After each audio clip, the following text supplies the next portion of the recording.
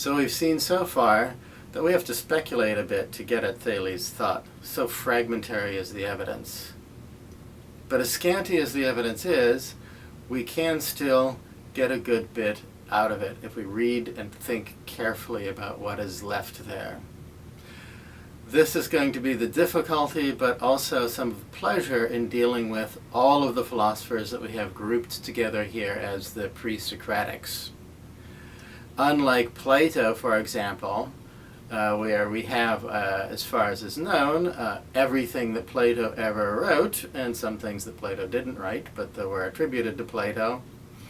In the case of all of the philosophers that we call the pre-Socratics, what we have surviving is fragments, bits and pieces of their writings, accounts about their lives, other accounts about what they said, all of which are drawn from the texts of later thinkers.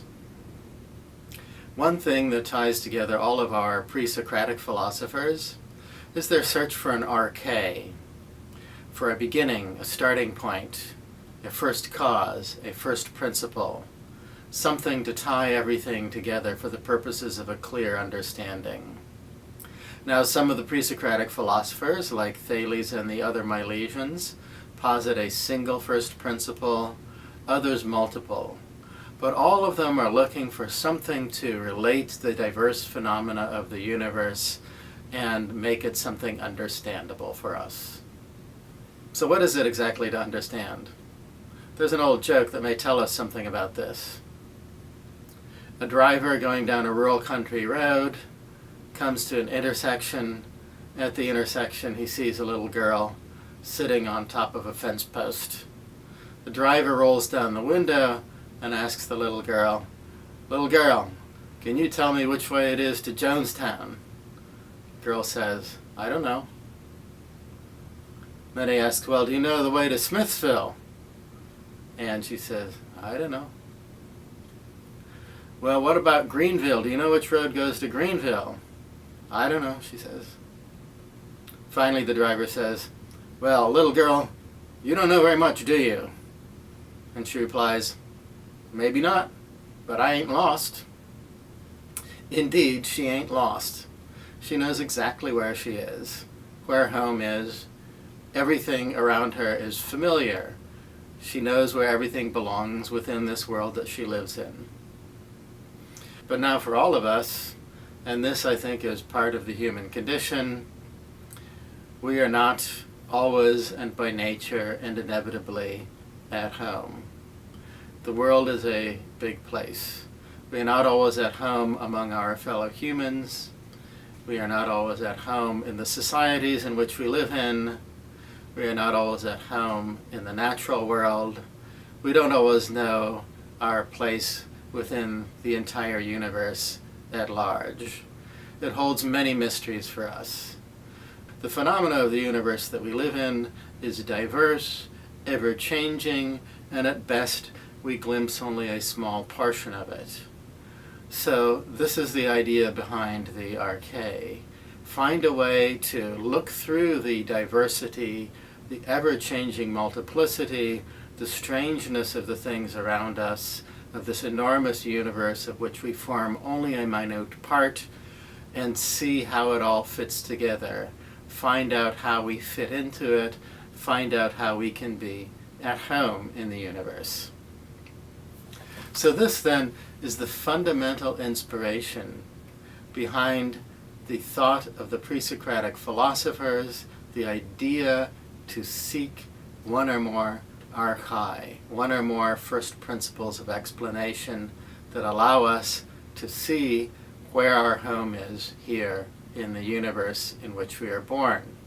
So now we might ask, why one first principle, or two or three first principles, but not 5,892 first principles, 128,624 first principles, or even something over 1,000,000 first principles?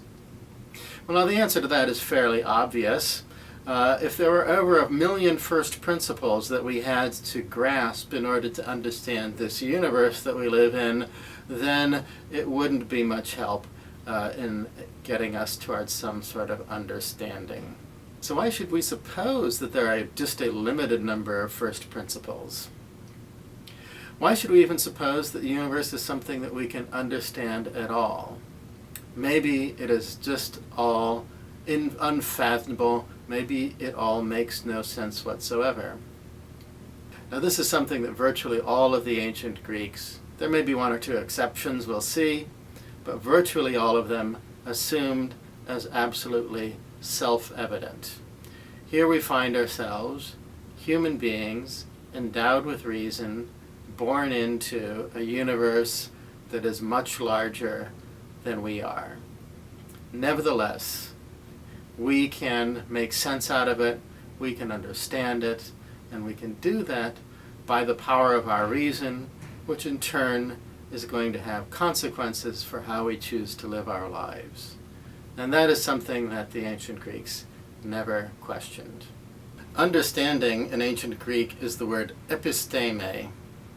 You see, it has the same root as our English understand, the sta in steme, same root as we have in stand, from the Greek verb histemi, to stand.